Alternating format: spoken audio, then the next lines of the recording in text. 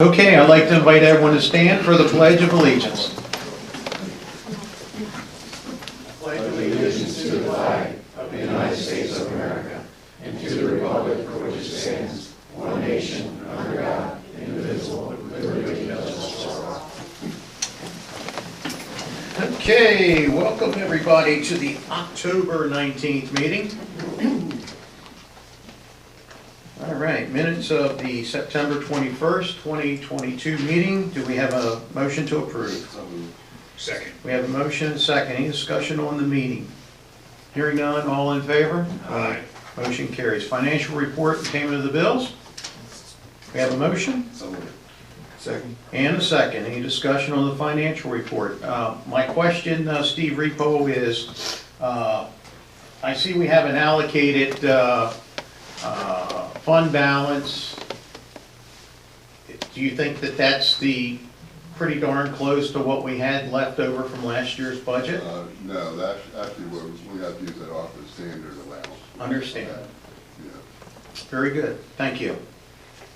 Any other questions? Hearing none, all in favor? Aye. Motion carries.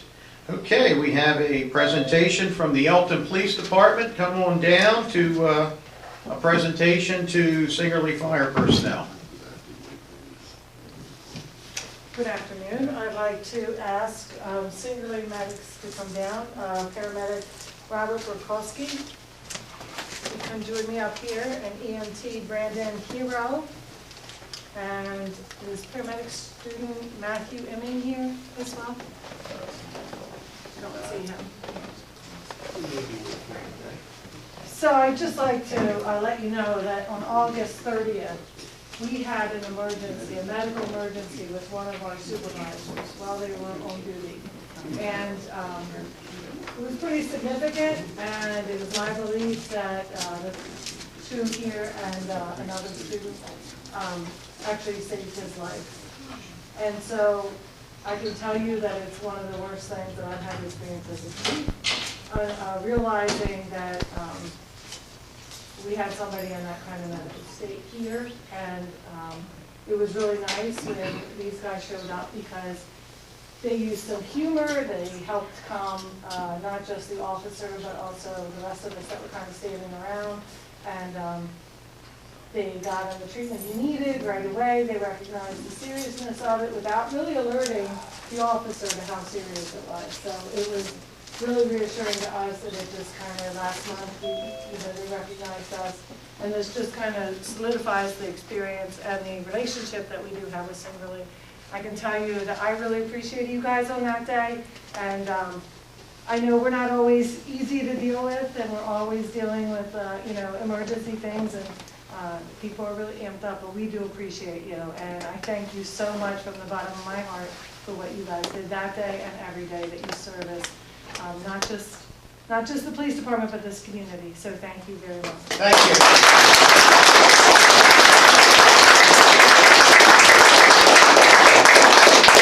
Can you get your photo with it? Sandy, you got Come on up here. Come up right here in front of us. Thank you so much. Thank you so much. Thank you. Thank you very much. Yeah, thanks, guys. I look like a voodoo bomber. Let's go in the circus, it's okay.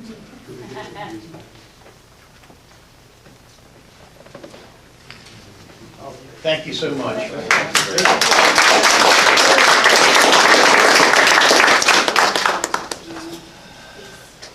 Okay, I think next up, Singerly Fire Company. Come on down. They actually want to talk a little bit about a amendment to the town charter, contributions to Singerly Fire Company. Mr. Sam Goldwater and Steve Borer and Mr. Muller.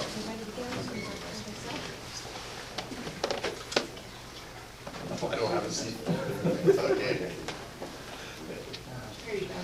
No, that's okay. I'll stay. First of all, thanks for having us again, and as always, we appreciate the town's support and everything we do. Excuse my back. And we didn't plan that presentation to occur at the same time, it looks rather handy.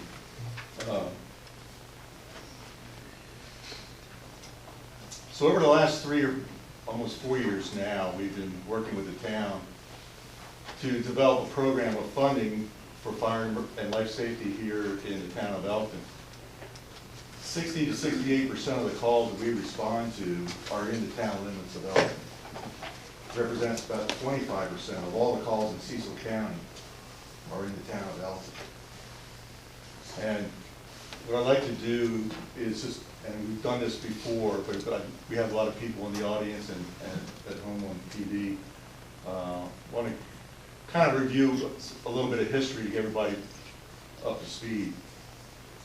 So fire protection in the town of Elkton before Singerly Fire Company was done by the town and the town inhabitants, but it was very unorganized. There was actually a couple of volunteer fire departments that started in the town that didn't survive over the years. I'm talking pre-1896. In 1896, the town prompted the development of an organized volunteer fire department. And they built the building, which is building down on the other end of North Street. And the town owned all the equipment. All the volunteers had to do was volunteer their time. And that was the situation for about 50 years. Right after World War II, we had a whole bunch of firefighters that came back from the war, and they were all gung-ho, and they decided that they could do better not directly connected to the town. However, the town was still providing financial support, but the volunteers built this building, which is the building a half a block away, in 1949. And that building was the fire station for many years. Again, the town still provided all the funding, and the town had to approve the line officers every year for the fire department. That's Station 3, right? Station 3, the old Station 3. Yeah. And there's a lot of medical stuff in there today. In fact, you can hardly recognize the building. So in 1971, the call volume and the equipment needed by ISO, which is the organization that tells fire departments what they have to have, went beyond the physical plant of Station 3, and so we built Station 13 on Newark Avenue. The percentage of the funding provided by the town kept going down as our costs kept going up, because they were fixed to the charter amount. Also in the 70s, when we delivered, I believe it was in 1974, we delivered the officers list to the town for approval, and at that time the town said, you know what, we just rubber stamp this every year, don't even bother coming back anymore. Which was magnanimous on the town's part, but it was also did away with our one and only time to officially come to the town and have a conversation. And so we kind of, at that moment in time, was the beginning of a kind of separation between the fire department and town, unfortunately. So by the end of the 20th century, and this was not just an Elkton thing, this is a nationwide thing that's currently going on, fire departments were starting to fail. People just weren't volunteering anymore. And we relied on our neighbors, Newark, Chesapeake City, Northeast, Rising Sun, to cover for that lack of manpower. To the point where Newark said, we're not coming anymore. They were going to have to hire people because of the call volume that they were responding to Elkton on. And so we're not doing that. It's not fair to our taxpayers. And so with that, we had to do something.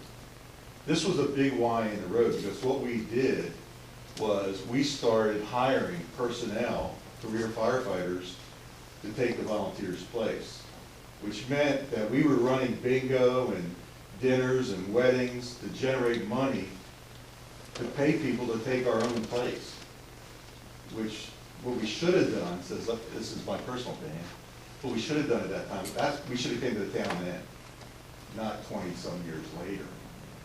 Because at that time, we would have been, hey, we need to hire a couple of guys, can you help us out? Now we have 22 people on the table. So it was a big Y in the road that we probably made a tactical error by not coming to the town at that time. So in July 1, 2001, based on reevaluation, the town changed the charter to change the amount of money that the fire department received. And in that notification, it indicated we would receive about $145,000 from that.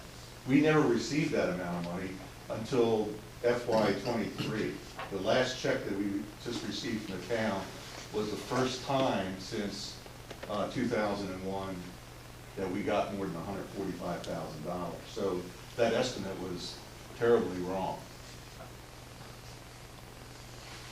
So while the calls were going up, the funding was going down. The costs were going up and funding went down. So it wasn't until 11 years after 2001 that the town codified that change in the amount of money the fire department was receiving. The calculation went from 0.03 cents to 0.012 cents. But that didn't officially happen legally until 11 years later. We need to clarify that. The change from the .03 to .12 is based on the fact that the state of Maryland used to assess on 40% of the value, assessment value, then it went to 100%. So mathematically, the .12 was equivalent to the .03 based on 40%. But you never changed the charter. The charter was changed. No, it was 11 years later. It was 11 years later. I was gonna say. And in fact, your website today still has .03 on it. Because this is a cut and paste from your website. And I don't want to belabor that. That's not the point of our meeting today. I'm just trying to give you kind of a historical context. So over the last 4 years, we've been meeting together. We've had a couple meetings at the fire station. We've had a couple meetings here. And we've come up with some short-term fixes. And we believe our communication has never been better with the town. Even when we had fire department members on the town board, and in fact the mayor, we believe that our relationship with the town is better than all of those boards in the past. And in fact, if you look at the pictures up here, I was looking this morning, a lot of these are fire department members. You guys wouldn't take me. We will now. So in the first quarter of 2020, just 2 years ago, our operating and capital costs exceeded our income. We were in the red.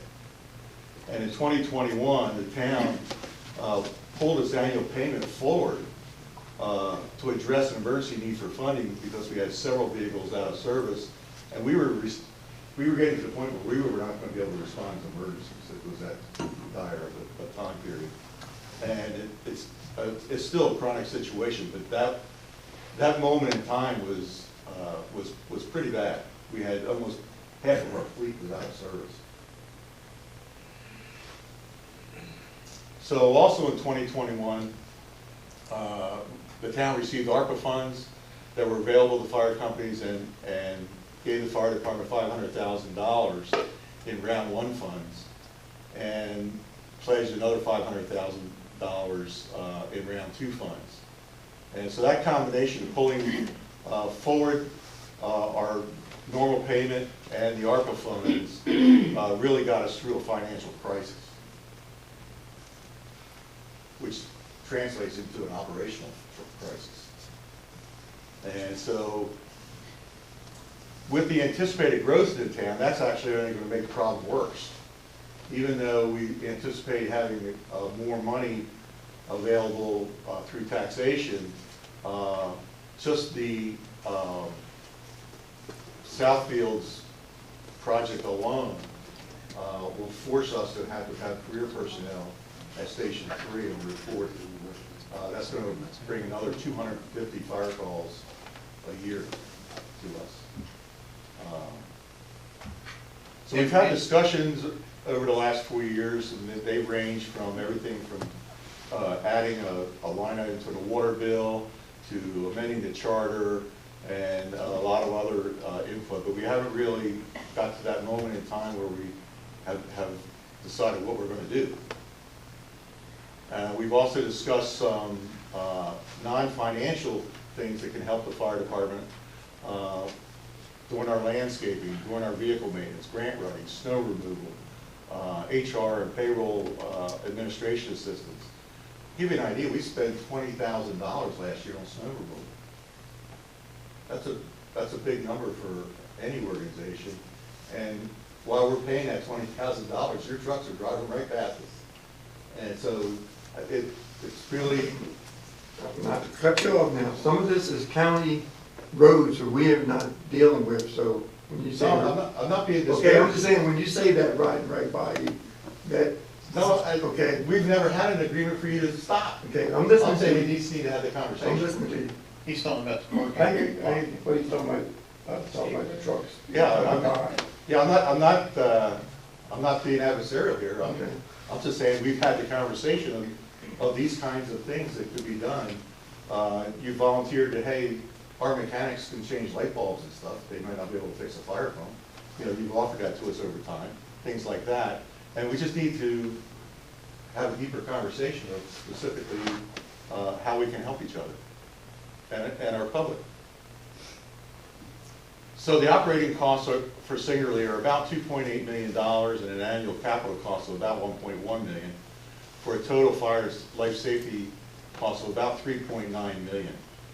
So based on the number of calls, if we divvied it up that way, which is probably the only logical way to do it, the operating cost for fire and life safety in the town of Elkton is about $2.34 million to $2.66 million, somewhere in that range.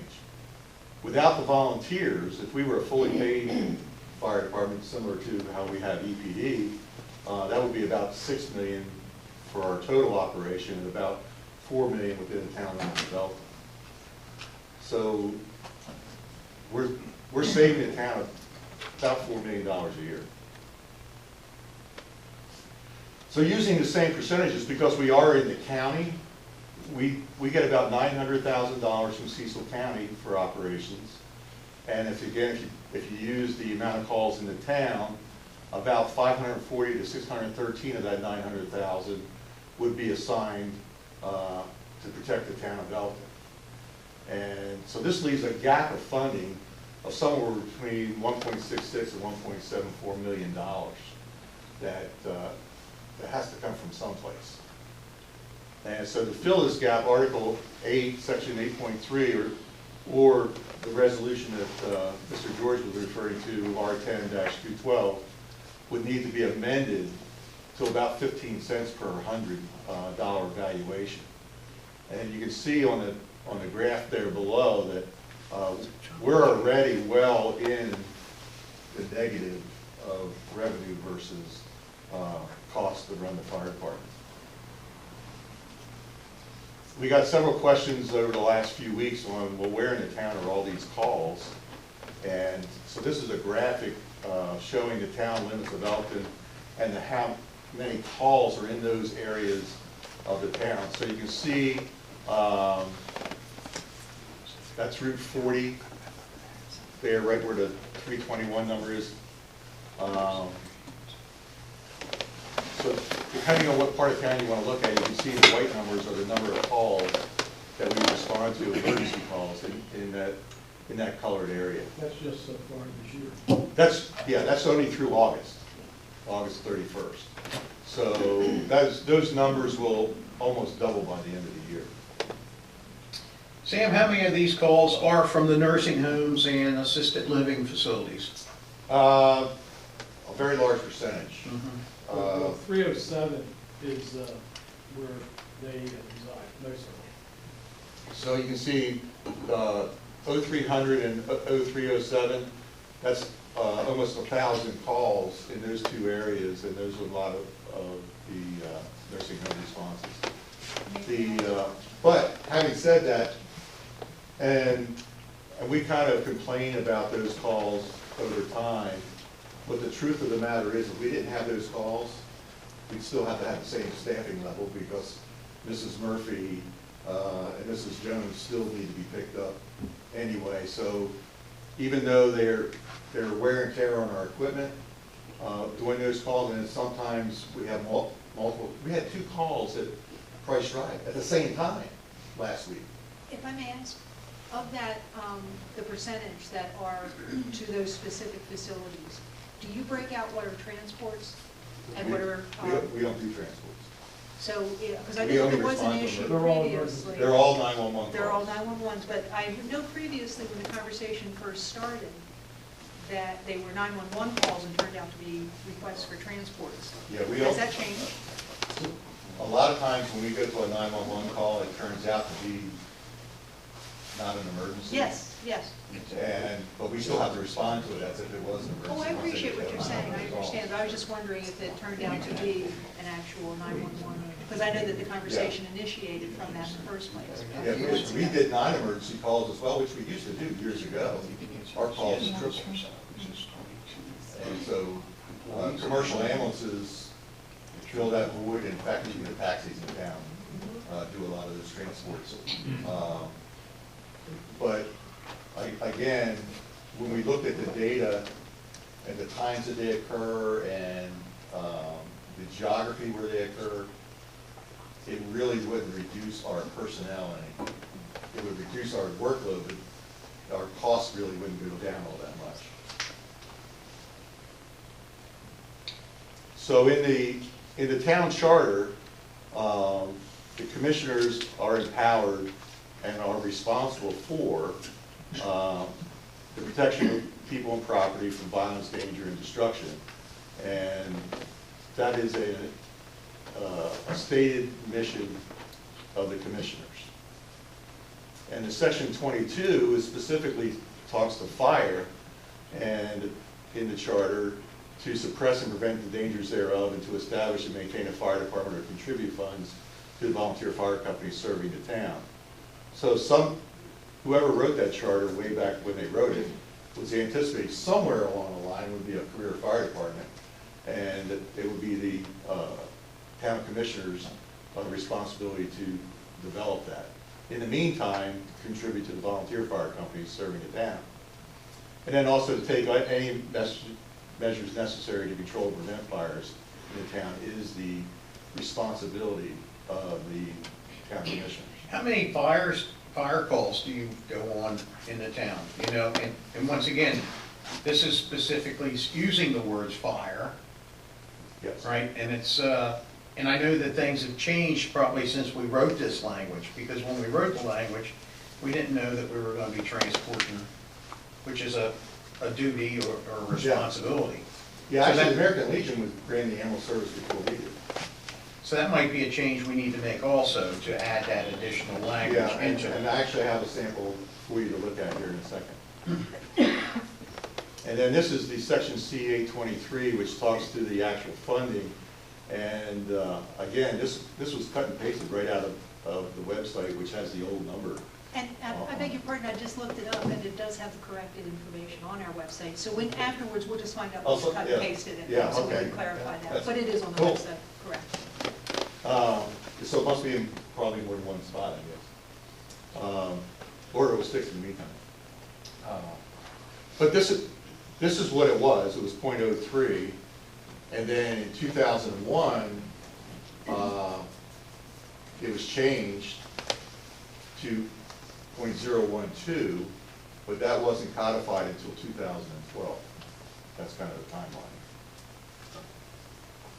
So what we're proposing, and the reason we're here today, is to change section C823, contributions to St. Louis Fire Company, to read, the town of Elkton, making its tax levy shall pay 15 cents on each $100 of said real property levy for the operation, maintenance, facilities, and equipment of the St. Louis Fire Company of Elkton, Maryland. So that's where we get the change from there off to cover all the things that we do.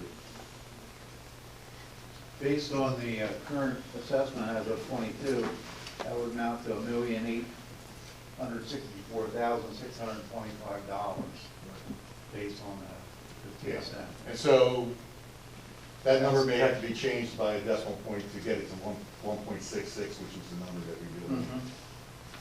Yeah, I think that I want to say first and foremost,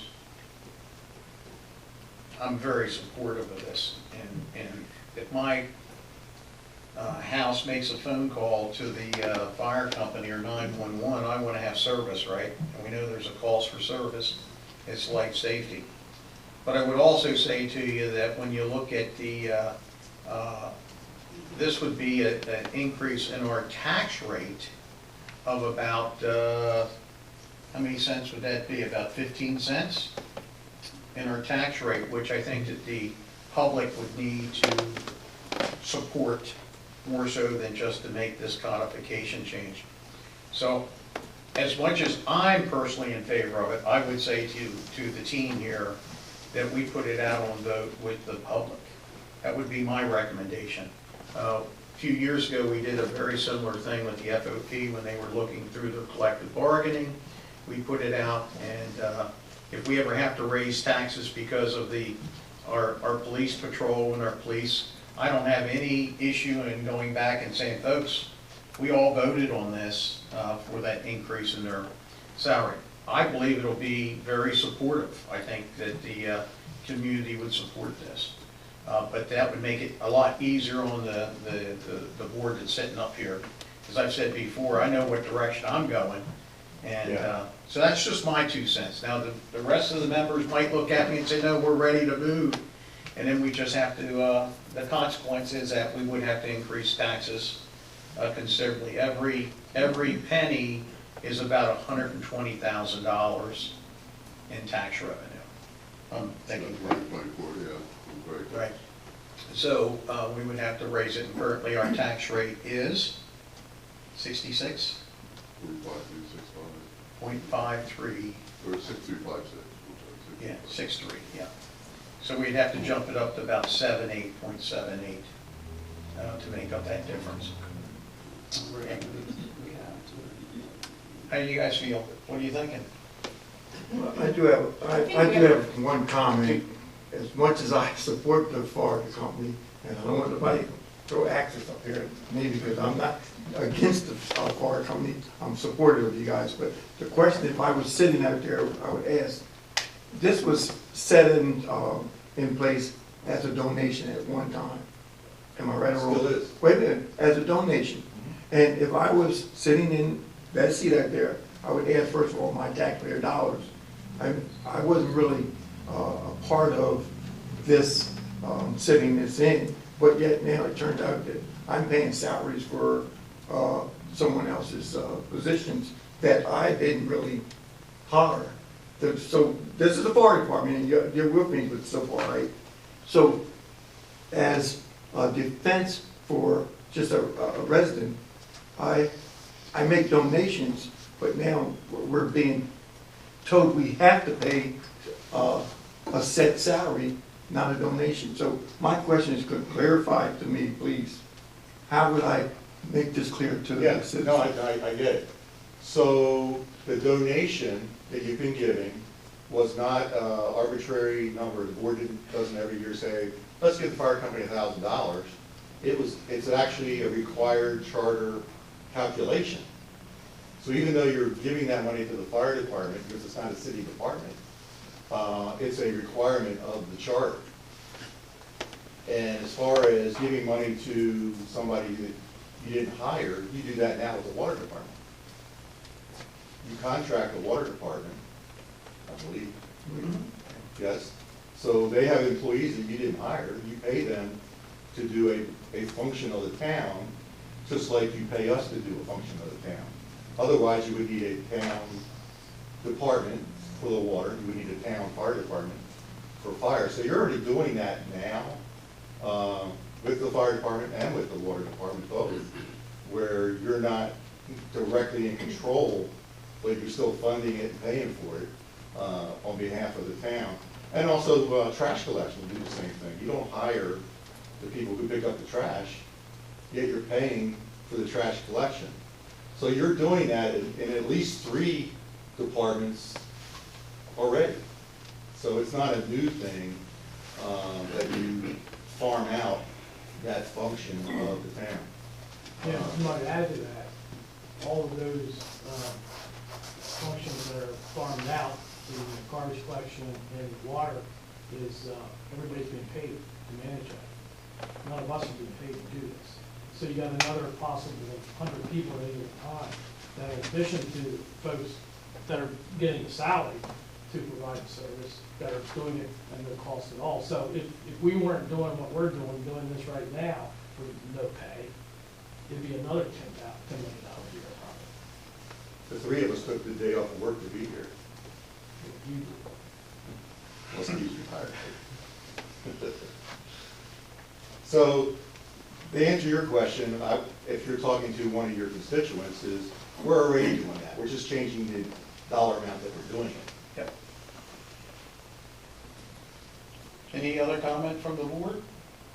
No, I concur with all that you have said, and I think being able to fund the fire department is an essential safety issue that affect us. Falls in the same line, I guess, as you've already spoke about trash and water. Those are essential needs. And you can increase price, and people will accept that, be more willing to accept that. And I would think on the same token as the fire department, I think that would be essential as well, that people would be willing to adhere to that. Because, you know, as he said, you have a home, I have a home, you have a home. And certainly if something were to happen to that home or someplace near you, you'd want to have the assistance of somebody to come and help you. I know volunteerism is down, and I remember being at Prairie View High School as a teacher back in the day when it was not a volunteer. And, you know, once that siren rang in Prairie View, I think we probably had about 50 kids at that time that ran out of the building because they were allowed to do that. If you look at the school systems now, you don't see that. You don't see people running to the task that is before him. And in a sense, I can see why you have hired people, and in a sense, you must pay for those people. So that's my spiel. Yeah, I was one of those kids that ran out of high school and went to the fires, and that was our best recruiting thing, because the other kids saw us doing that and go, I want to do that too. Right. Well, gentlemen, I fully support the fire company along with everybody else. I do think that we need to discuss this a little further, and I do like the idea of putting it to a vote. We do like to base our decisions based on our constituents' input as well as the administration, department heads. So I think we need to find out a little bit more about how people feel about it. I think we can get this moving fairly quickly. Yeah, we defer to you guys on the political half of the equation. Well, are you talking about a vote in 2 years or a public meeting? I think that's up for discussion. Give it some thought. Well, I've been kind of anxious to get something moving all this time anyway, so I'm like, you know, my engine's been revving, I'm ready to go. And it could be done in a tier. We could make an agreement that it goes up. Or maybe, you know. That's true. Yeah, it doesn't have to be that first big hit. It could go up. But we know where it needs to go. And you know, there's a tremendous amount of robust growth in the town of Elkton. Not only the project that you were talking about, but all around the periphery of the town of Elkton. And our accessible base will be doubling, in my view, in the next 5 to 6 years. So we're going to go from 1.2 billion to probably 2.4 billion in the next few years. So based on those numbers, that's going to give a pretty nice cushion. So I think there could be, you know, we'll work these little targets out. Keep in mind, the cost of a fire truck in the last 12 months has gone up 40%. I don't think that we're ready by any means to take on the fire department ourselves. No, absolutely not. So I think we should do whatever is necessary to make this a good partnership. And I think you probably the last part that you talked about, if, listen, we're going through it right now with trash, increasing the trash collection, right? Yeah. It's the same thing. We're talked about increasing the water rates. That's the same thing. Yeah. And you put the fire company as one of those, part of our clog in our wheel, right? And it really is. And you guys mean a lot to us. But just, I mean, we're doing our annual budget process right now, just in the preparation part. And we're going to be darn near about $2 million just in payroll this year. Wow. Yeah. Amazing. And as we grow in the town, and the calls go up, that means more people. And Sam mentioned 22, we have roughly 20 full-time and another probably pool of 20 that we pull from part-time. So there's a lot of people committed, got to be paid plus the volunteers to run it. And so, And what kind of numbers do you like to maintain over there? as far as, well, it grows with the need, obviously. with the I mean, number are you understaffed right now, or are you at your, We're understaffed. Well, we're understaffed right By how now much? due primarily to some people leaving. But there is, it's really competitive as far as the pay. And if, for example, Newcastle County increases what they're giving medics and EMS people, let's face it, it's predominantly EMS, and yeah, the language definitely needs to be changed to include that. That in itself drives us to either lose people or come back. Like last September, we just reevaluated our entire pay scale, and probably by February, it was obsolete to some extent. So it's a market-driven thing. And as you know, anybody's trying to hire people, it's where we're at as far as having the talent. But, yeah, I would say it's definitely something that is always in need of increasing in some way. The key ingredients, obviously, we have this county seat. So during the daytime, in particular, you have growth in the area. You have the opioid crisis. So you can't understate that. So if the federal funding somewhere that the town has access to that can help subsidize some of what we need to do, that's obviously an avenue to look at. And then the proliferation, I should say, of places for the aged. But The population of the town, I think in the last census only grew like 2%, something like that. Yet our calls doubled. and don't forget, just some of the commerce that went through the county. So Well, never very good. changing. It's not going down, put that way. It's going up. No, absolutely. Well, thank you guys for your presentation.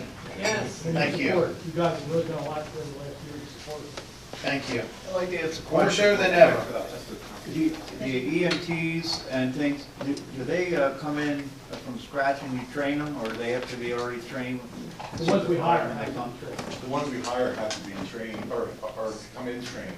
Okay. And then the ones that volunteer, we train. Okay, I was gonna say, because Takes that's about a 2 cost to years the to fire come. company too, for training and in service, Yeah. you know. Typically, what's happening in the county is, it has something to do with the LoSAP length of service program. That's part of it, but the folks who work for us are not members. They may be members in Northeast, Chesapeake City, Charlestown. But they're just employees. Yeah, and we have people who are members of Singerly that work at Northeast or Rising Sun. You can't volunteer and work in the same place. It's against the labor laws. Yeah.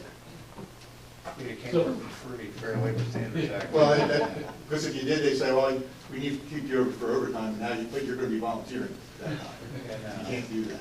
So you can't be a volunteer and work there.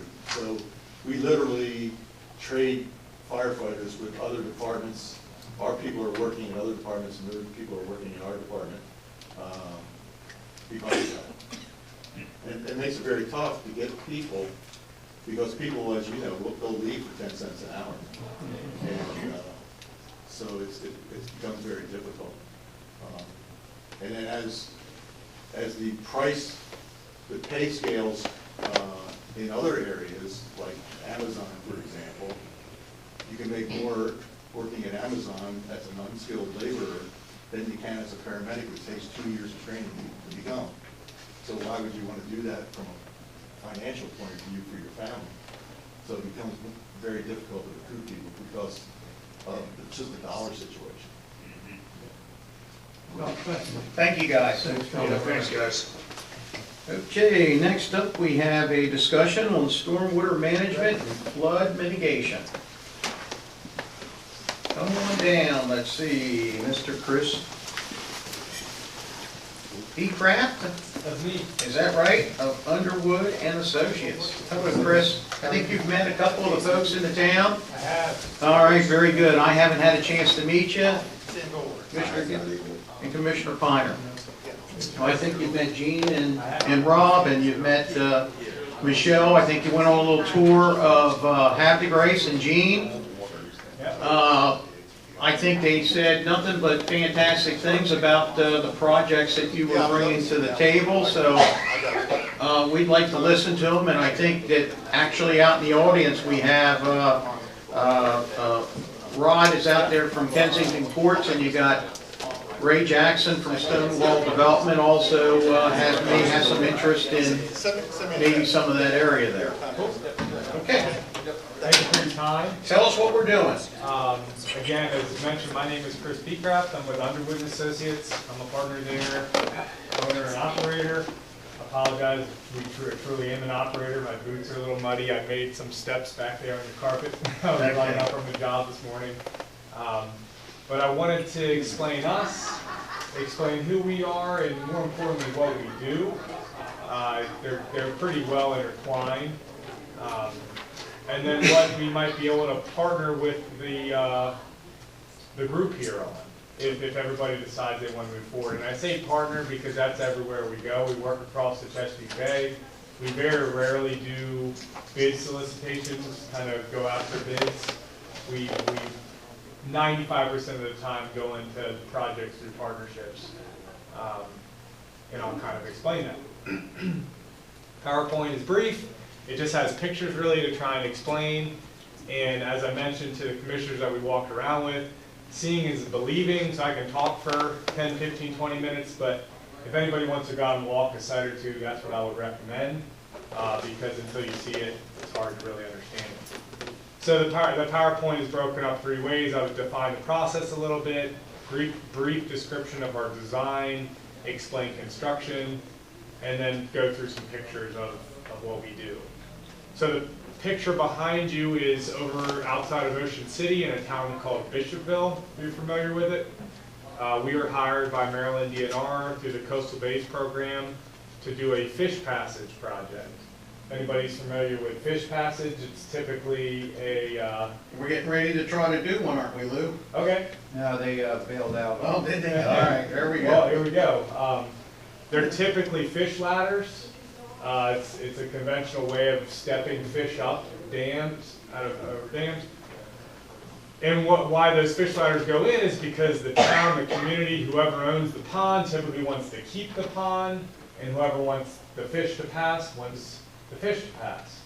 So what we do is we maintain the pond while removing the dam. So a fish ladder isn't required.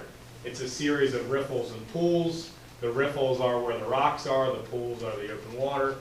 And that is a technique that we use for fish passage, but also for flood mitigation, for stormwater management. It's really just a series of sand, gravel, wetlands that slows water down, spreads it out. And one of the byfactors is that it allows for fish passage. So it's a unique way of showing that these projects, no matter what your need is, if Elkton's need is flood mitigation, or nitrogen, phosphorus, and sediment removal credits, MS4 requirements, there is money out there, like fish passage money, that can get you those same benefits for the same dollar. That's kind of our niche. So we're out of Annapolis, we work across the state. We invented RSC and living shoreline techniques. Keith Underwood, the founder of our group, my partner, has been doing it for about 35 years. I've been with them for 10. I was with Maryland DNR before that. And we've built, that number's old, but we've built over 150 projects, designed and built. So the picture behind is a project right in downtown Annapolis. It's a St. Luke's Church in Eastport. That's our version of stormwater management. So you see the trail system through it, the landscape features. That was a City of Annapolis. Is everybody familiar with MS4 requirements? We have our expert right there in the back. Yeah, right here. You look familiar too. I'm not sure why. I saw you walk in. Probably. But MS4 is basically your nitrogen, your environmental reduction that you guys as a jurisdiction need to reduce annually. And it's tabulated over years, and sorry, it's not going away. I don't think it's ever going to go away. Especially up in this county where you guys are developing a good amount and doing some good things. So instead of putting up a black vinyl fence, putting a concrete structure up, a pipe in the ground, calling it stormwater management, we do it a little bit differently. It's a series of sand gravel pools, which can be used as parks and recreation as well. We're going to get into Habit Grace in a minute, and Habit Grace really dove into that. They had their MS4 requirements that they had to meet. I met with the mayor, met with the local MS4 coordinator, and they didn't have the money. They had zero money, and they had a fine at that point. Actually, it was about $400,000 fine from EPA. And we'll get to where we are today in a second. But they chose to kind of dive into this regenerative approach because of, kind of similar to a PowerPoint that we gave. $34 million worth of ecosystem restoration since 2013. That's just since we kind of been calculating it. Like I said, we've been going back since kind of before I was born, mid-'80s. I put that up there because 34 million, that's primarily state and federal funds. A little bit is local jurisdictional, but most of it is grants that we go after with the local jurisdictions. So we partner with local jurisdictions, and we also self-finance to the best of our ability being a small shop. And Chris, you said that your company goes after those grants personally, don't they? Yeah. So I kind of brushed through who we are because I didn't want to talk about Underwood too much, but we're truly design build. So I sit and I draw with my design team and I build with my build team. We also sit at all of the grant application meetings. We have 2 full-time grant writers out of our 18 folks.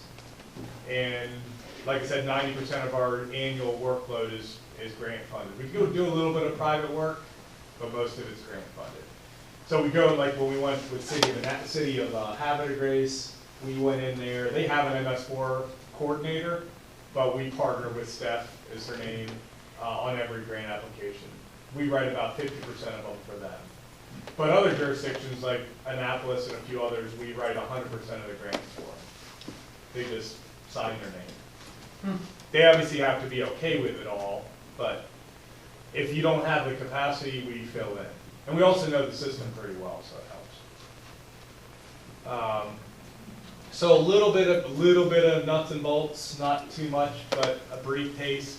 RSC, if you're familiar with it, or if you're not, it's a commonly used practice. A lot of people think RSC is just a stream restoration technique.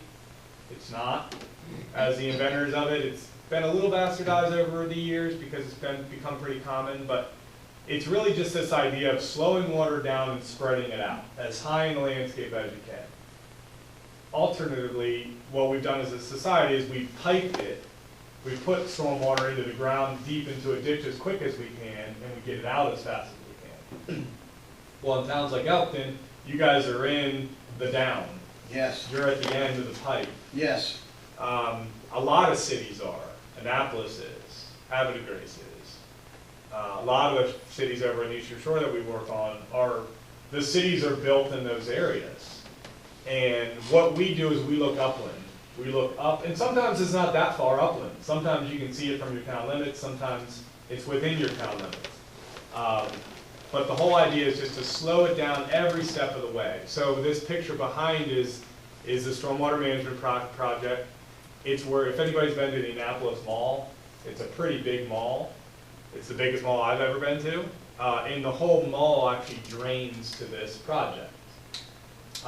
So the big, I don't know, hundreds and hundreds of acres of asphalt drains to a series of ripples and pools. This required cascades, which we call them, which are the waterfall features because of the elevation drop. But what it does is it just slows that water down, trips it every step of the way. So when it rains cats and dogs in July, and it typically takes 10 minutes for the water to rip through, it takes 24 hours for the water to go through. And that's contrary because people typically think of flooding as it comes and it stays. Well, you actually want to keep that water just upland as much as you can. So then when it gets to you, it's trickling through a straw. It's slow. It's manageable. Right now, it all comes to you so fast, there's nothing to do with it other than flood buildings and open space. So the next thing I'll say is we embrace energies in the environment rather than arming against them. It's something unique to not just what we do, but really the environmental restoration world, where instead of armoring against that water coming out of the pipe, and by putting up bigger riprap or big boulders so that it doesn't scour and cause erosion, we use the energies in that water to form deltas and sandbars that ultimately feed vegetation and make a project thrive, like the picture behind it. So water down, spread it out.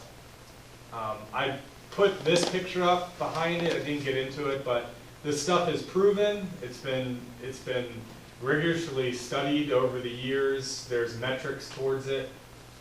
We actually did a project with the Smithsonian Environmental Research Center. This is the project. They studied it over a 5-year span. The Chesapeake Bay program model puts this project in at a 40% nitrogen removal rate, 40% phosphorus, and 50% sediment. The CERC project removed 50, 50, and 75%. So it works. Construction, we're really proud of it. Nothing against just pure design firms. They do a lot of great work, but we are proud of the fact that the second the pen work is done, we transfer to the field. It's really important because these projects are so intricate and so involved. Building nature is something I've been doing for 10 years. It's really hard to do still. But we're proud of it, and we can't point any fingers one way or the other. We're accountable, I guess, to say the least. So I have 2 projects examples I wanted to show. This is a sod farm in the Annapolis area. It's right by my house.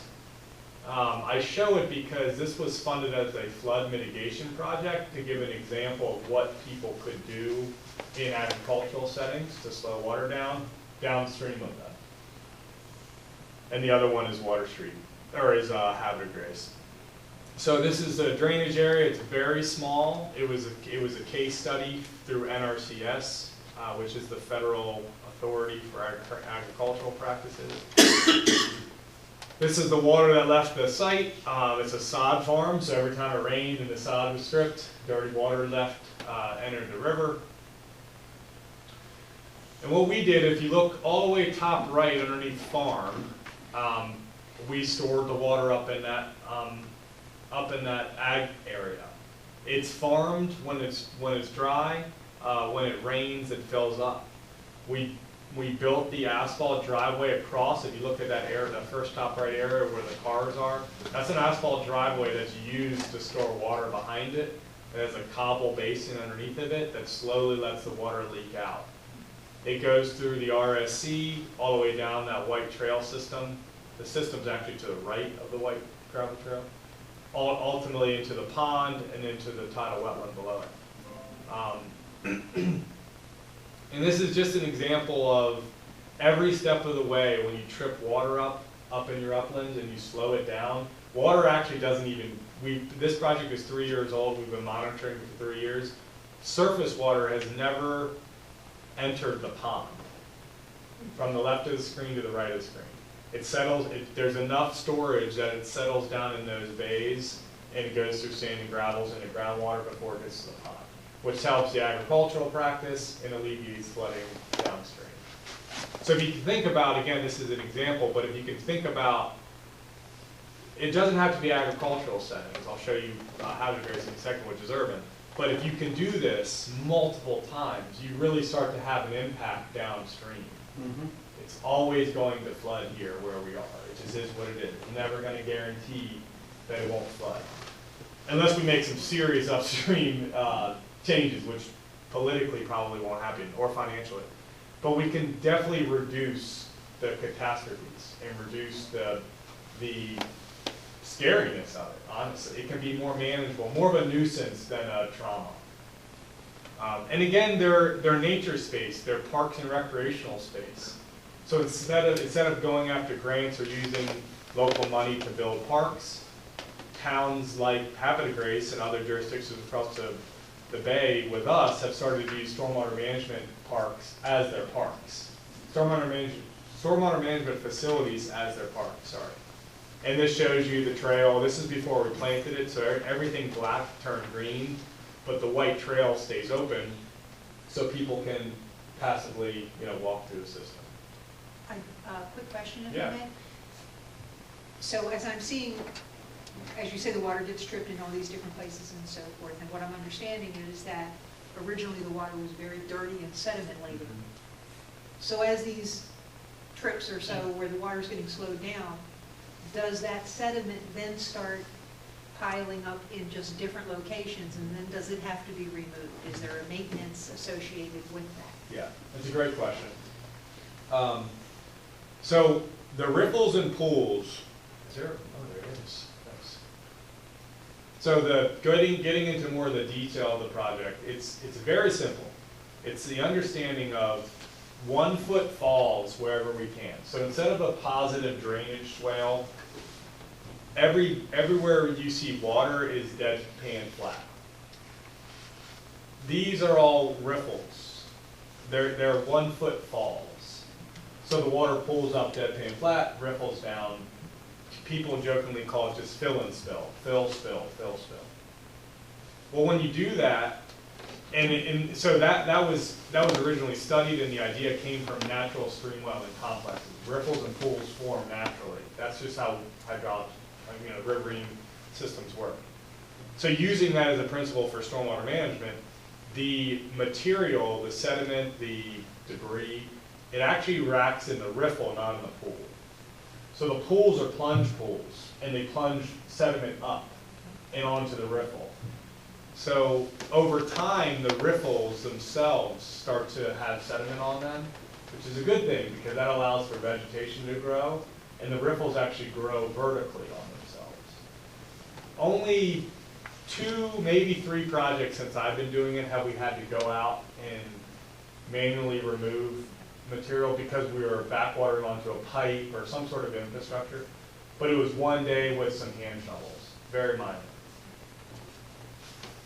I don't know if I get into maintenance at all on this project, but this is all I say about maintenance. You're always, anything you do in your town, you're gonna have to maintain. This is the least maintenance you'll ever have in anything you do. You're gonna have to maintain it a little bit, but it's by far less maintenance than anything you're gonna have to do. Great infrastructure, whether it be a pipe, the building that we're in, the table I'm sitting at, anything that is conventionally built ultimately degrades over time. It doesn't matter how well built it is. My dad's an architect, design build. I grew up building homes with him, built great homes. It's going to crumble over time if you don't do anything to it. Nature doesn't do that. Nature grows on itself and actually builds stronger on itself if nourished right. So the maintenance is really that nourishing thing. It's not fixing it to repair it. So ecosystem restoration is regenerative. It's the weakest it'll ever be the first day it's constructed. It gets stronger over time. So this was the city of Habitat Grace. Are you guys familiar with this space? It's down at Concord Point, Concord Lighthouse. Now, is that like a boardwalk around there? Yeah, so Concord Lighthouse is over here to the right. This was just a natural bay, which is this picture, which was always just kind of a nuisance space. This is the Duck Decoy Museum. This is the Maritime Museum.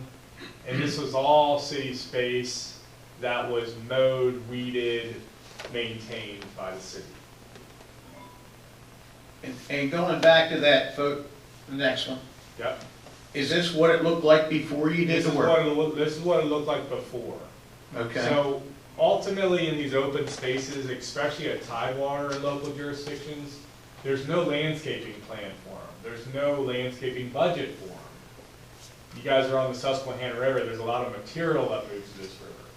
Habitat Grace. And it's kind of unutilized space. And ultimately people come to tour it and to walk the causeway, and to utilize it, but it's really not, it's kind of it's forgotten space. So we came in, we built the project, and this is what the project is. It's 3 phases. The first phase, there's 2 stormwater pipes that come down Lafayette Street. One discharges here, it's about 4 acres. and one discharged out by the lighthouse, and that was about 20 acres. So first phase, you can't even see it because we work so well between the trees. Now, is this the Susquehanna right here, though? Yeah. Okay, This is right at the flats. okay. Right that, I think it's an Army Corps island, right there off that point. So you're right on Big Water. This is the first stormwater outfall. These were all MS4 projects that were 100% funded by Maryland DNR. City of Happy Grace put $0 into these 3 projects.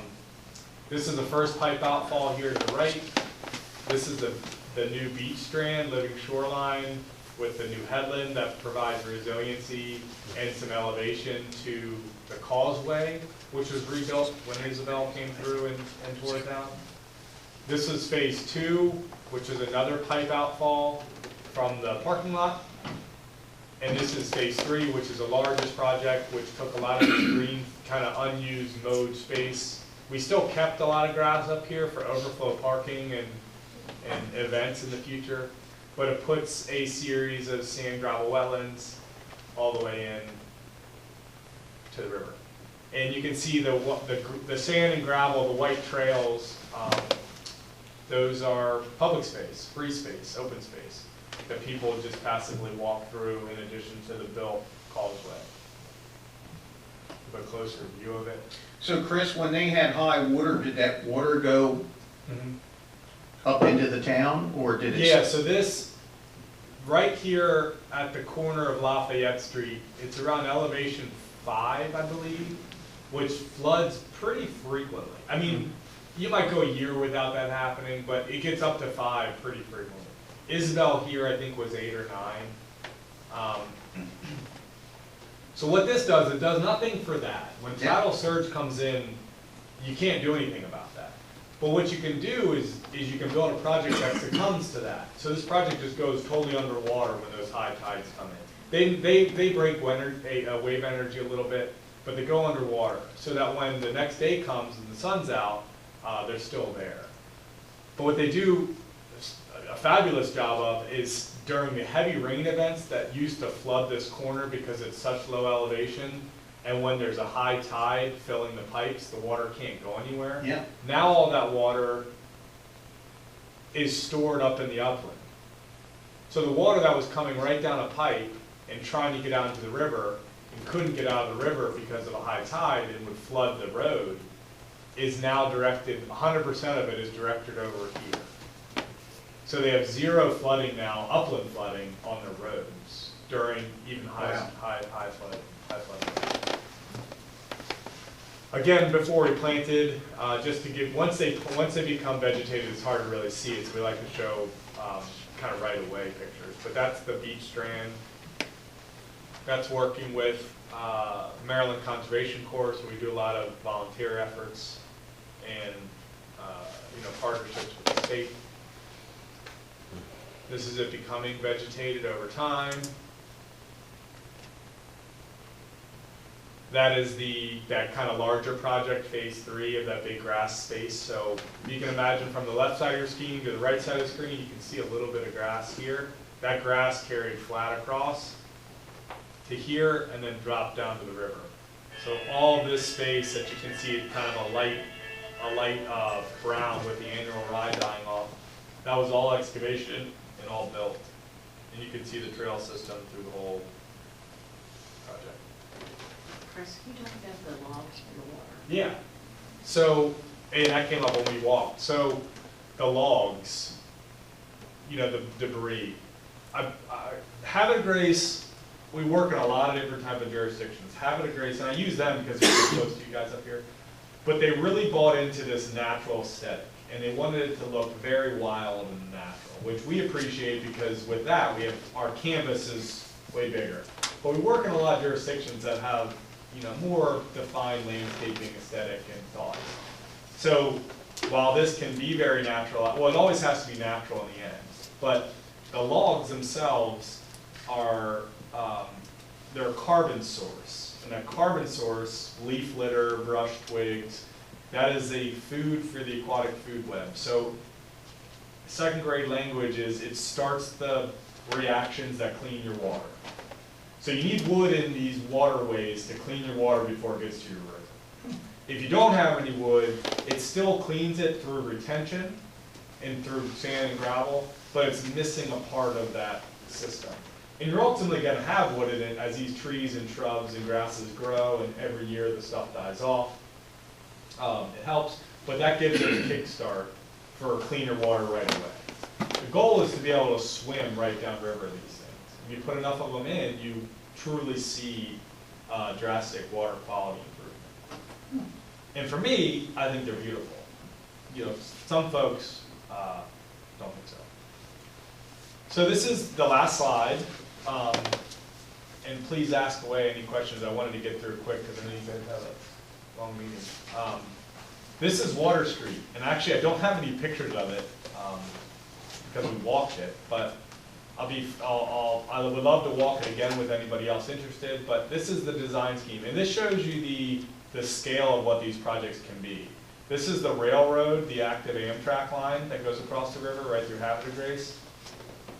Is anybody familiar with Tidewater Grill? So this is Tidewater Grill. Let me make sure I'm right here. Yes. This is Tidewater Grill right here. And this is the marina, MTBR property. So it's massive scale. When you see it and you walk it, it's really a city reconfiguration project that they use for MS4 TMDL reductions. And what it is it's a series of bays, similar to the picture that I showed you guys. It's softening the shoreline, making it accessible, again, similar to the pictures. But all these backwater pools are all stormwater management opportunities. Opportunities that they wouldn't have had if they didn't build the shoreline. This project, it's a really cool story, and I would request, if you're interested in pursuing like this, is reach out to the city, because they have a great story to tell about it. The city of Havre de Grace put in $250,000 3 years ago. They, to date, and we have $2 million out, to date, we've leveraged $8.5 million in state and federal funds to get it built, and we have another $2 million grant in right now to NIFWIP to finish this last bit here. So they were able to turn $250,000 into, hopefully knock on wood, $10 million, at least $8.5 million worth of taxpayer money, state money into their local jurisdiction. They went from, as I mentioned earlier, they had that EPA fine. They went from a fine of $400,000 to having a surplus of MS4 credits. How many MS4 credits would this give you? I design, build, and I help with everything. When it comes to the actual credits, I turn my brain off. Okay, gotcha. I think it's all in impervious acres. So, Yeah. I guess it's my turn to talk. We've got, we're required to reduce 192 pounds of nitrogen and phosphorus. That is our impervious baseline. Yeah. So what we've designed, or what we've created already for the 2025 deadline, we would be eliminating 487 of those acres. And the cost of that would be about a little over $1 million. So we met with the mayor several months ago, and an investment firm called Evergreen, remember that, Mayor? Yeah. And they presented to us a plan to do something similar to what you're describing, but off-site, out of town. Our interest was that if we can get a plan or some type of design that could be incorporated within town limits so residents can see it and appreciate it, it would be beneficial. They have not gotten back to us, but if this could be implemented within town, it would be a tremendous benefit for us. Yeah, I mean, for me, I have an environmental science degree. I obviously work in the world of environment, but I have 2 kids, and my favorite part about these projects is just bringing them to them. And the fact that you can build a stormwater project that you guys are required to do under federal law and have it be a park, we kind of typically just stop talking at that point. Especially these nature-based projects, they're more likely to get funded because that's what the funding agencies want to see these days. than more of a conventional practice. And So if it was part of a park, for example, could you still put a dock out there for kayaks or? So we're working with, well, kayaks, yeah, you can put a dock any which way, as long as you can get a dock, a dock permit. But the project itself doesn't impact the ability for that. But it opens up the shoreline or your space, your river, to passive recreation. Yes. To like what your river used to look like, Mhm. or what their waterfront used to look like, where you could go swim wherever you wanted. Now, swimming is difficult because of water quality time of year, but putting a kayak in and out, you can do it anywhere up and down this whole project. We have an area between Kensington Courts and the tip of Southfield's project, which looked a lot like the photograph that I'd asked you. The stagnant water laying in there all the time. And so that, when I'm looking at this project here, I'm saying, my gosh, this is it. This is a nice stormwater management project. I'm liking the words I'm hearing because it works for all parties, right? I try not to look like a salesman because I'm not. I hear you. But the fact is, we're not. These things just work. They really do. And if you're not interested in it, that's okay. You kind of talked briefly about the maintenance aspect. Mhm. Our landscaping, DPW, we have about 180 acres of land that we maintain currently, and that is increasing in every season. With this type of project being naturally designed, there is going to be a lot of maintenance. So it depends on what you want to maintain. So we are, as I said, we're 18 folks, we're grant funded. We oftentimes sign maintenance agreements with local jurisdictions to just do it for free. Totally for free. And what that is, again, it's no Ponzi scheme. It's just the fact that the structure of these projects don't fail. We build them in a way that we're confident in them, they're not going to fail. There's not a pipe that in 30 years I'm going to have to pay to replace. There's an outcropping that only gets stronger and stronger and stronger as the vegetation grows on. To my response is how clean and manicured do you want it to be? If you want a golf course, then there's no funding scheme in the world that's going to be able to maintain it. But oftentimes, like Havre de Grace, and you should walk it, because it's like 3-4 years old now, and they've let it go totally wild with really zero maintenance on it. And it's still not, it's not like invasive. These are all native plants, so they grow waist high. They're really nice.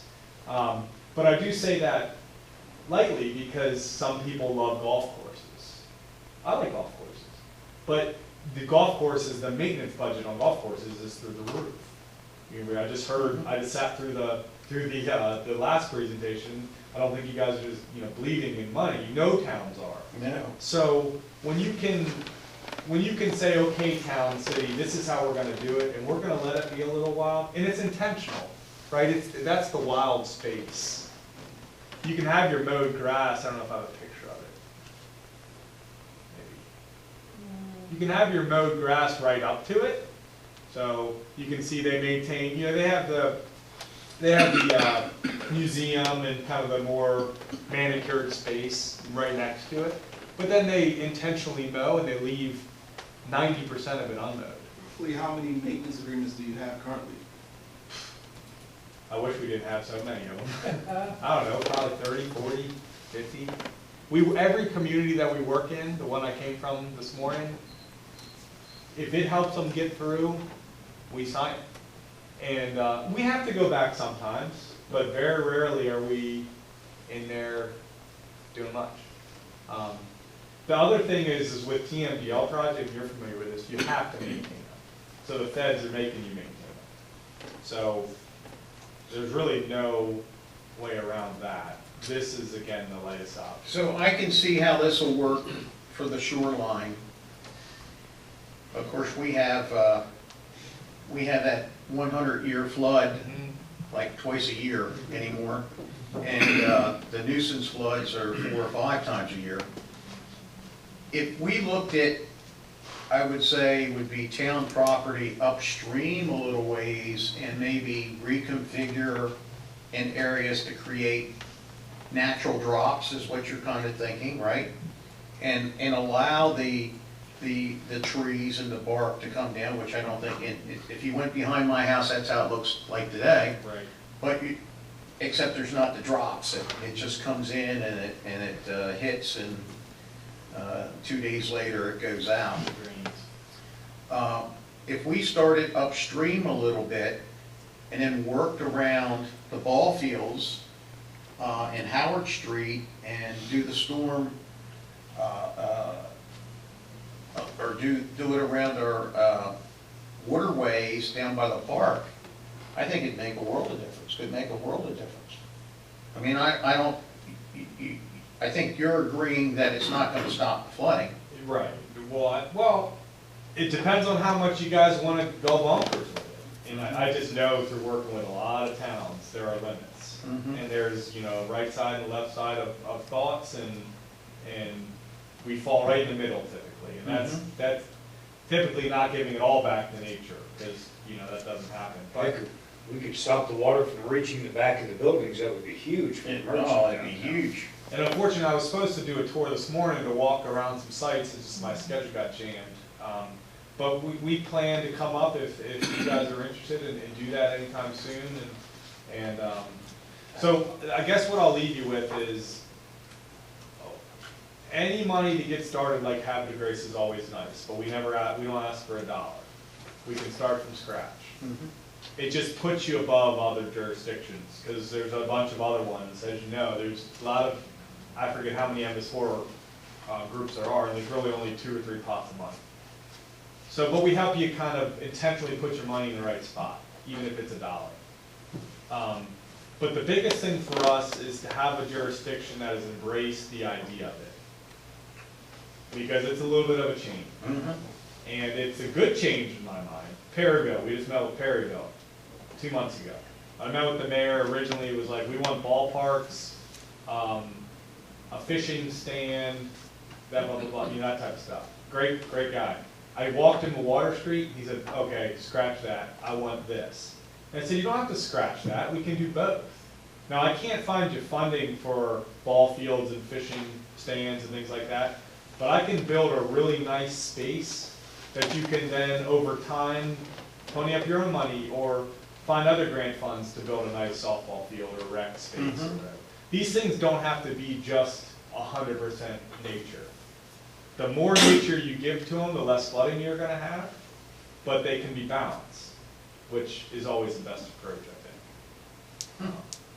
Oh yeah, and Habit of Grace, I don't know if I mentioned it, 250,000, hopefully 10 million, 8.5 already. They sold, so they met their MS4 goals, and they sold Harford County $2 million worth of credits out of that.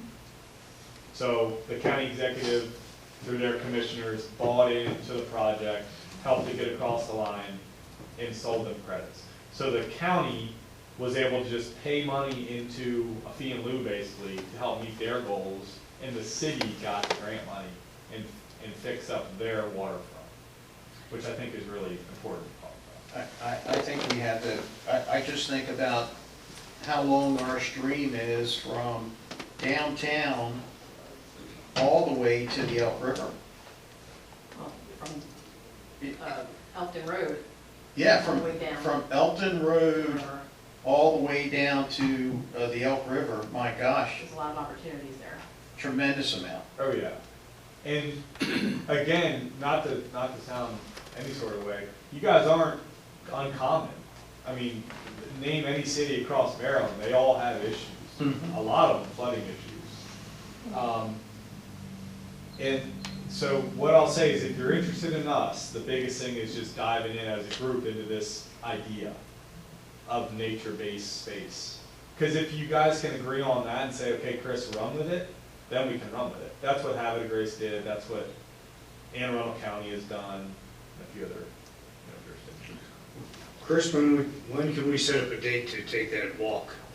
because I really want you to see the way our creek is constructed Yeah. and what it runs through. It may or may not provide you with a few challenges. Yeah, It's, like I said, I'll do it. I know this afternoon didn't work, but we'll just get with Heather and set up a time, and I'll get back up here. We're finishing up at Water Street right now. We're doing the boat ramp, so I'm here in the next week or so. So as soon as possible, whenever works for you guys. I mean, I can pick a date right now. You guys want to do that? I would say let's keep the communication going. I like the direction. I love what I'm hearing. Okay. And I would You like guys to, feel the same way? pick your brains some more about You like- stuff. So, I think we got the green light.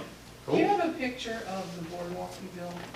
I saw a little bit, not. Like a dummy, I didn't bring any pictures of Water Street done, but this is The little bridge. Yeah, this is one of the bridges. They built that, Bob. Oh, yeah. Yeah, so, we build a lot of bridges and walkways There's a and, whole bunch of these down there that they are putting actually in there for pathways and walkways.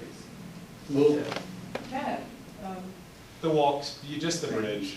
yeah. And it's nice because again, they're not ADA, you can make them ADA. With that just comes cost. Oh, yeah, there you go. I didn't take a bunch of pictures, I'll send it out to everybody. oh, nice. That's been number nice boardwalks. And there's several. But those are grant funded bridges, which is nice. And people are always like, well, I want this and this. I'm like, well, it's not, Can you drive over those? Can you make them good enough to drive over? So we, again, being design build, even though these are used for foot traffic, they're not for you guys, they're actually for us. So we talk about us maintaining these projects over time. We build these bridges so that our bobcats can drive through the whole, that's where the trail system came from. So that if we ever had to get down somewhere, we could get there fast and efficiently. So you can drive heavy equipment over these. We have, of course, we have one of our residents in the town, Rod, and he's with Kensington Courts. Dan, we looked at a little area at Kensington Courts along Highland, am I thinking correctly? That we have a real bad area that throws water. Would the community consider maybe taking a look at a nature look? Absolutely. We're actually already committed to that look. You are, absolutely. Yeah, so no, we're definitely on board. Dan, do you know where we had KCI out there and they came up with several $100,000 to make those improvements over there? We might want to take Chris out there and take a look at it and see if you take a look at it. You work with the critical area commission on permits and that sort of thing. Yeah, unfortunately. No, we do NDE, Army Corps, critical area, local government, which is nice because you guys are typically on the easier side. But yeah, we do all the permits. Nice. And we have designed, I know you guys are local jurisdiction, I'm not talking to private residents who can just do it. You have your procurement things, but we have an open-end, we have a few open-end design build contracts that people, jurisdictions have piggybacked off of in the past. So if it's something you want to move forward with, even at a $0 agreement, you can take a look at those contracts, and they went out to bid and we won. I think we need to take a look at it. Okay. Chris? Thanks for your time. Thank you so much. Yeah. Appreciate it. Really enlightening. Yep. You guys have a nice day. All right. Thanks, Chris. Yeah, I saw those earlier. Thanks. Good seeing you again. Yes. I do. Yeah, let me go grab it. I'll come right back. They're my question. Good morning, sir. Okay, let's keep moving here real quickly. Ordinance 5-2022, amendment to Article 10, permissible uses, Section 7.2, use of description of 4.100, light manufacturing, and Article 12, supplementary use regulations to allow light manufacturing associated with research and development in a C2 zone presented for introduction. Yes, first of all, I'd like to introduce Quinn Krenzel. She's the new planner, planner one for the town planning department. Glad to have you on board, Quinn. So we were dressed to be out in the field today, so apologize for that. This amendment allows for light manufacturing associated with research and development to be permitted in the C2 district with certain conditions. The Elkton Planning Commission held a public hearing on Monday, October 10th, 2022, to consider amendments to the zoning ordinance. Article X, permissible uses, section 7.2, table of permissible uses, uses description 4.100, and Article 12, supplementary use regulations, section 35. The Elkton Planning Commission unanimously recommended approval of the proposed amendments. Very good. Do we have a motion to accept ordinance 5-2022 for introduction purposes only, right now? Second. We have a motion and a second. Any discussion on this? Hearing none, all in favor? Aye. Motion carries. Thank you, guys. Lou, you're on. The only thing I have is the Elkton Alliance wants a alcohol waiver for their turkey trot event, November 24th, from 1 p.m. to 11 p.m. We have Between 117, 118 North Street, 107, 109 West Main Street. So it's up to the board whether they want to. We have a motion to accept the waiver of alcohol for the turkey trot event on November 24th. So moved. Motion, Second. second, any discussion? I don't mind any comment, just make sure we coordinate the hours like we normally do in the downtown. All in favor? Aye. Motion carries, thank you. Let's see. Really, I don't have much to say today. I've got, tomorrow, I'm gonna be at the, we signed a proclamation for the credit union. I'm gonna be the, I guess, the guest at the Call Credit Union tomorrow, and so I'll be out there for a little while tomorrow. We've got the Halloween parade on Friday night. Hopefully everyone can swing down for that event. Other than that, that's all I have today. Rob? I don't really have anything. I would like to mention how well the Rotary Golf Tournament turned out. Mayor and I were two of the many volunteers that made that happen. You can. Very Easier nice for tournament. you. Earl? Yeah, I just still had a few concerns with the trash pickup. And I guess I'm gonna be talking to, and you'll probably be involved with my discussion. We still have a little concerns with some of the issues that are being brought forth to some of the residents. Like myself, I never received the hanger that everyone's talking about that was sent out on Whitehall Road. I've never received one. The only reason why I'm saying this is I'm in the dark like some of the other people. I'm one of the county commissioners up here. One of the main things I do have, we really didn't discuss who's getting the totes or the containers.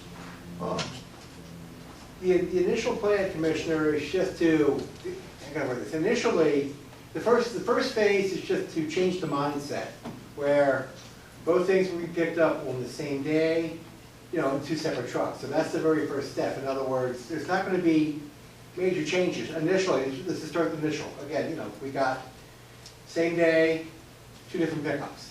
We'll get that, let's get that out of the way, see what goes on that way. For the most part, this should satisfy most of the community. And then from there, we keep analyzing it and see what's what. The other thing, the other big change that's coming is bulk pickups. We just have to call the schedule of that. And we're still, it's a work in progress with waste management. So those are the two biggest things we got going on at the same time. But you know, for toters and all that stuff, my recommendation would be, let's see how this thing plays out initially.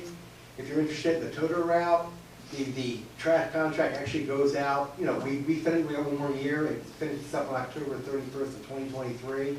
And if you do a big ticket item, we can reevaluate it either this spring or what's going on with that. You can tie the two things in together if you Well, I hear what you're saying, but I don't want to fall into the same trap we ran into before when we had the sprinkler system put in place with years ago, I'm just using this as an example, because I know I was one of the ones going ho for the sprinkler, and then sprinklers were put into people's houses, and well, some wasn't required, some didn't get taken care of, and then it just folded.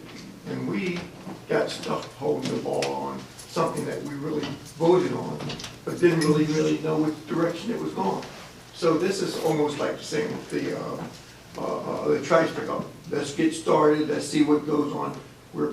I feel as though we're being dictated to for a contract that we really ain't gonna have any control over it once it goes into play, because if the trash pickups are done to satisfaction of the owner of the trash company, then fine, but if not, DPW is gonna be the one picking up the trash behind the trash collection, and I don't see why we're doing double work for someone else to get paid when the taxpayers are gonna be paying for a contract, and then we have to take our manpower and pick up behind them, because one, if you don't put it in the container, I understand this part, they may pick it up. If it's in a bag, they may pick it up, and if not, then who's gonna pick it up after that?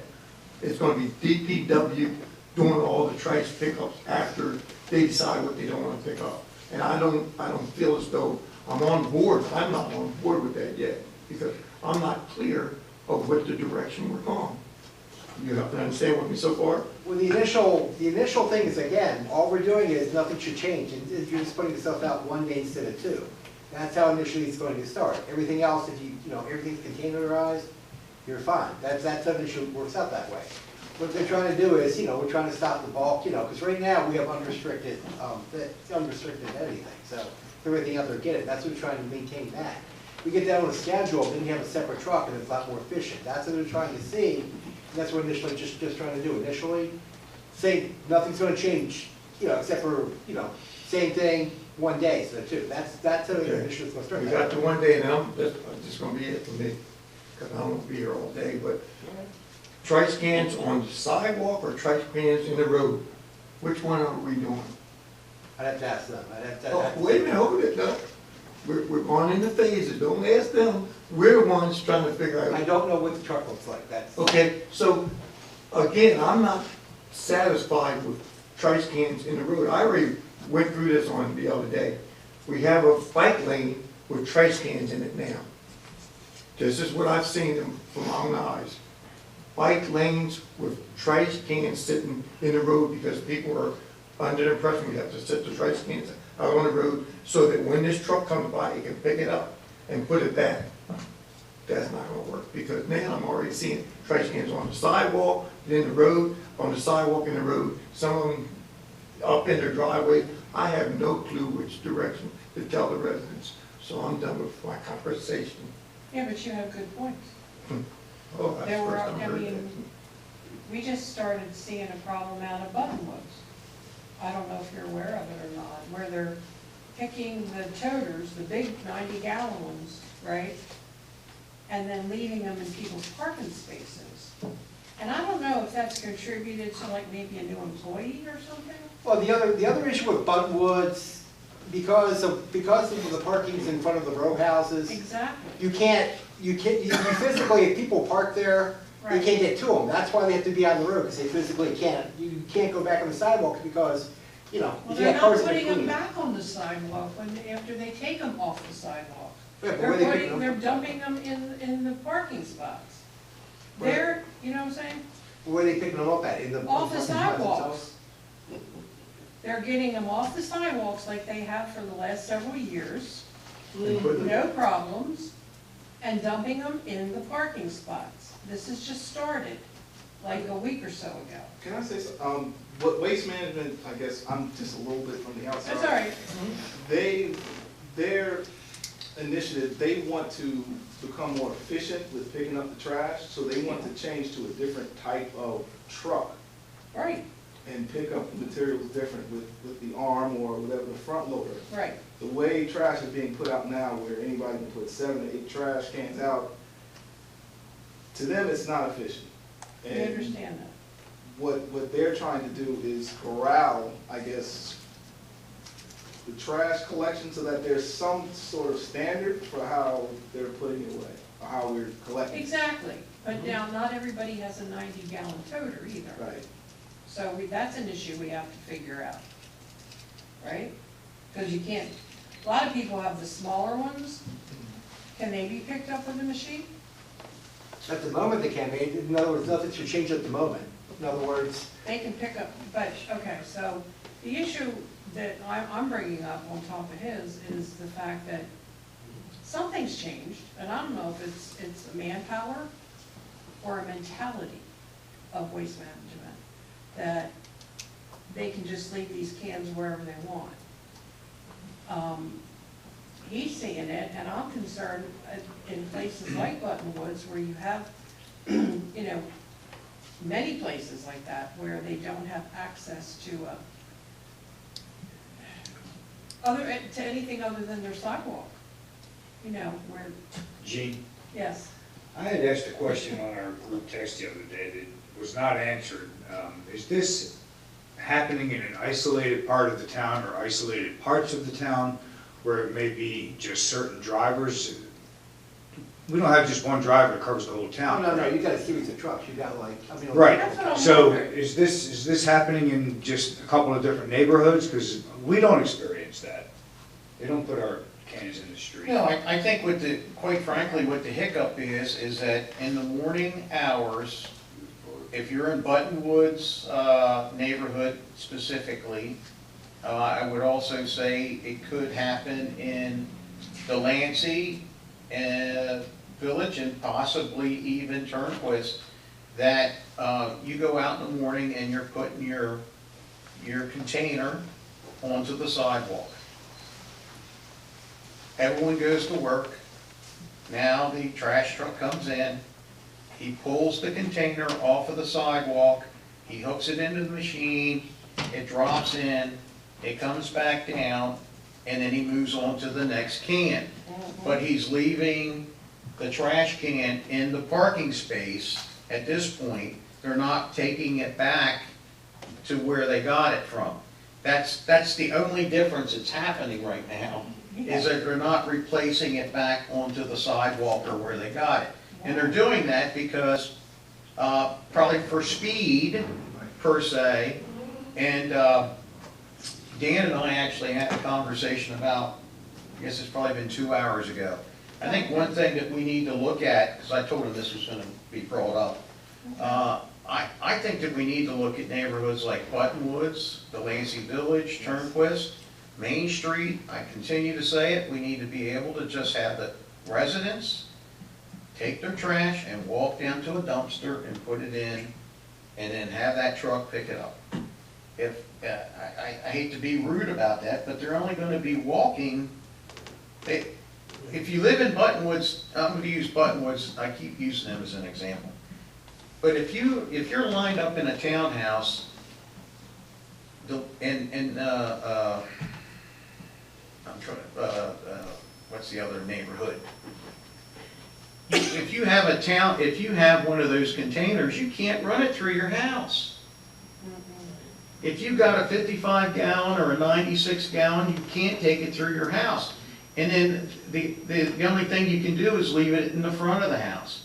So a lot of those folks don't even want the containers because they can't, it's impossible to get it from your rear yard to your front yard. There's no right-of-ways to bring it between. And you got stacks of what, 8 units? Yeah, like Douglas Street's a great example. Douglas Street. That's because it's all right there. Douglas Street, you'd have to go to the Reverend's property in the rear. To get around. And take it all the way around. So I think that we could resolve a lot of those issues if we could figure out a way that we could put joint trash. It's no different than what Pine Valley has. It's no different than in Newark, Strawberry Run Apartments and all those apartment complexes have dumpsters. Big dumpsters. Well, apartment's not a problem, but, yeah, apartments are a little different, Yeah. you know. I think if I lived in a townhouse, I wouldn't want a big toter. That's what I'm wondering, will they still do smaller ones? I don't know. I don't think you'd want to take it through your house. And then from a code enforcement side, I don't think you're allowed to have your dumpster in the front yard. Well, talk to me about that. ask a quick question? Yeah. The Buttonwoods, is that included in that section of town where they won't use they're not going to use the big truck with the arm on the side because it's too tight? I'd asked about that in the workshop for like Hollingsworth Manor, saying were they going to use that, or is it still going to be a hand dumping? And I think Hollingsworth there's Manor, I believe, section- that's still rear loaded, it's my understanding ultimately. Right, For that, rear because loaded, because the streets are smaller. Buttonwoods, I think, would go back to the yard, I believe. I have to double check, but I believe it's still the yard for Buttonwoods. Would you at least have a conversation with the manager of the waste company? For months, Michelle can be my witness, I haven't complained about it. I come home at 6 o'clock, take my lunch, I pull out, I got to move the trash can from a driveway that I had sitting by the mailbox. For some reason, I don't know whether it was being smart or not, but they always put it out, I have to stop, move the trash can, and then pull out my driveway or pull in. That's something that a lot of. With the 3 days for two, now they're going from, say, like 2,300 houses to 1,600. So that's a little more manageable also. That's the other benefit by going basically from a 2 day to a 3 day. So that's also, I'll say, but I will mention it to waste management. In fact, you're probably watching the video now. Okay, So, it'll be on. so, back to my one house, I ain't worried about those elements. The trash can was at the mailbox.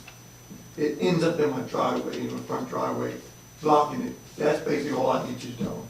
And to use an example, Earl's not on really a road that, like Hermitage Drive, where one car comes by every 15 minutes. He's on a snow emergency route, and for him to have to stop his vehicle, and this is anyone that's on Whitehall Road, to have to stop their vehicle outside, you're literally on the road to go out and move your dumpster so you can get in your driveway. That's a legitimate concern, and we'll address it. We'll go with them, man. Just ask them to put them back where they go. Yeah, yes, I think if they put them back where they got them, and here's, I think where the trend of this is going, just looking into the future, let's look next year. I think that all these trash companies that'll be bidding on our contract will probably have the same language, that you have to be using a tote of some sort. We're not gonna pick up single bag trash. They're gonna tell us what they're gonna do. And I think that that's the norm. And I think, and I'm not gonna defend Mr. Bean at all, but I think that what he's attempting to do is get us into that flow of things, because that's gonna be the way it's gonna be bid out next year. And that won't only be by Waste Management. It's gonna be bid out by these other companies. And I agree with Dan, this is a good I learning. I have a Republic picks up my trash because I'm out in suburbs, so Yeah. to speak. And so once a week, picking up and collects 2 different trucks. And they put it back perfectly and everything. But I pay $262, almost $300 now, a quarter for my trash service. Yeah, and our residents pay We are getting $38. trash service real cheap, let me tell you, compared to what's You're right. You're right. That is something maybe we should. Yeah, we do. Charles, anything other than trash? I gotta stick with the trash. I think Earl brought about a good point. But you know, my thing was, you know, a lot of people in life are afraid to accept change. WM came here with an idea that they want to try a new method. We collectively met here, he explained what he wanted to do. And since then, even right now, we're asking questions and we're answering questions. Where is he? Contractually, he should be here explaining what he's trying to give us, and they're not here. There's gonna be a lot of questions afterwards that starts, and then I guess you're gonna be the receiver of all these complaints, or that's gonna be George, or it's gonna be us. Well, we'll be the receivers, trust us. And again, how do you get people who have been accustomed of putting little bags down so these men can bend over and pick them up? And I'll be saying that, how do they change? Because a lot of people go in the house, they get the little bags, tie them up, they chuck them out there. Those guys shouldn't be picking them up. So again, you're going back to Douglas Street, that's a prime example you see out there, other than the totes. People just sticking bags out there, and they don't give a hoot. I like to go along with the change, but there's gonna be some complications along the We way. understand that, we're trying to initiate, yeah. The town of Elkton. The town of Elkton will be picking up those trash bags, and we're gonna be double paying ourselves. And then my last comment is the fact that they have trouble with workers on the trucks. And you'll see each week or every other week, the trash truck coming through with a different workers. And they don't have the best of attitude. They'll see them dump it, and they put them right to the side, and the truck takes off. The can could be over here, if you get the can over here, empty it, take it back. They don't do it. And it's going back to like you were saying, they're trying to speed up to get through the streets. There's gonna be some issues, so we just have to see how it goes. But we'll bring them in too, yeah, it's a work in progress, but yeah, we'll bring them in, and again, Well, it's a we'll partnership, see. we know. I'm done, that's it. Gene, did you have anything else? So how long do we have to deal with this, you say, until we find out the solution? I mean, how long are we in this process right now? You say it's starting, You started November 7th, in other words, and then from there, I'm not sure how to answer your question. Well, this is good because that's the one I forgot to write. How long, or what is the period in which it's gonna be successful and not? If it's successful, you keep moving. If it's not successful, where do you go next? If it was not successful, I'm sure the board will tell us. no, the board, we're waiting for information. You'll tell us. You tell us. We're not the ones dictating this, you guys are right now. Because I got some answers at the end, if it's gonna work out. We're trying to rein in, well, like Cindy said, we're trying to rein in something at the moment and see what's what. We gotta let it start out, we gotta let the process start. If it's gonna fail from day one, then why do it? So that's what we're trying to do, we're just trying to rein in. That's what we're trying to do. We have a lot to tackle. We have a lot Yes, to we do, tackle. yeah. This is time of year. Yeah, as a team, right? Yeah, that's the whole idea, we're engaged too, So believe me, if we're you get engaged. rid of these little problems that have somehow surfaced, You're correct, Commissioner, correct. it certainly would take a lot off our shoulders and probably Tracy's shoulder of just put it back where you got it, like a kid, you know? Please. And I would like to make a comment though, you know, Earl and I have teased around a little bit about going back into the trash business ourselves, but I will say that I was part of the reason why we went to Waste Management years ago. Oh, you were? You were too, and so was that lady right there. And the reason why we did it, we had so many disability claims, and there's a lot of workman's comp issues. No one wants to pick up a trash can like this anymore. So I guess where I'm getting at, even if it's the town of Elkton and we bought 3 new trucks and hired 12 people and did this, we couldn't do it for the amount of money that they're doing it for. We would have to, once again, raise town taxes up along with the fire company. And we'll be ran out of town on the rail here real soon. But my point where I'm getting at is I still think that we would have the same employees that wouldn't want to pick up those bags. Today it's got to be automated. So if we can figure out how Waste Management can pick up that little bag for us, automated, that would be the answer. Or just a smaller can Smaller can. that people can No, manage. I forget the weight limit now. I think there's actually a standard that you can't pick these things up anymore. Can't be moving. Or the follow-up, Mayor, if you remember the last time we went through a replays is when Jim Krause was in office and the town had their own people, anyhow, we was getting twice a week pickup. Then Jim Krause wanted to save money and he went back to 1.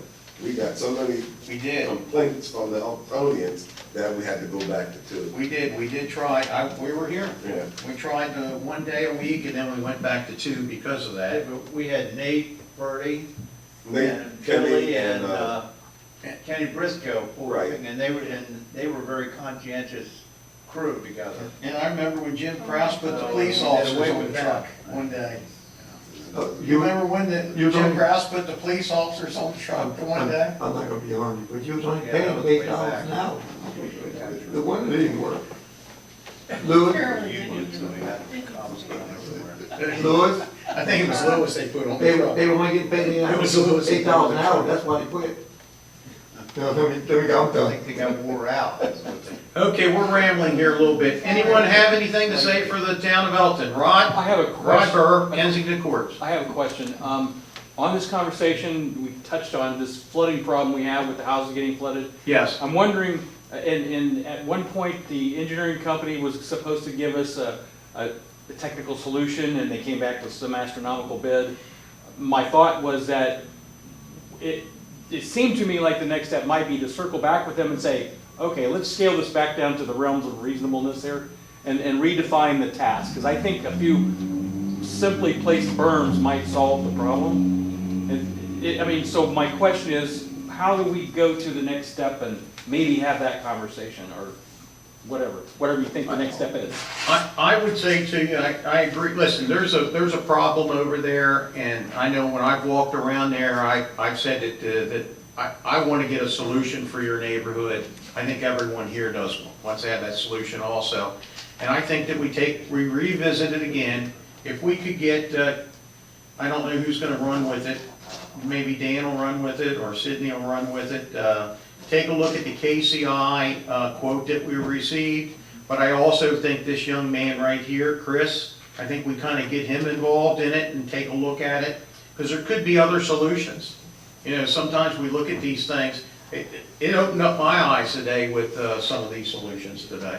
For everyone's benefit here, that don't know the details, we have about 4 houses in one area that every time it rains, their entire backyard gets about a foot of water standing in it, because the water flow, the way that it was designed, the development, it doesn't follow the channel, it goes somewhere else. Right. And so what I was referring to is, I think in this case, and maybe it does get folded into that other project, is that if we place some berms to redirect that water flow back to the channels, I think it's a relatively minor fix for a big impact. I looked at it and I agree with you. I can't believe it's a $400,000 engineering job, in my view, neither. It looked like, but I'm not an engineer, I don't know. Yeah. But it looks like if it was just directed the right way, it'd go to the area. I can only imagine that they were envisioning re-bulldozing the entire half of the neighborhood, which, we don't need all that. Okay, Dan, you're in charge. Thank you. All right, this meeting's adjourned.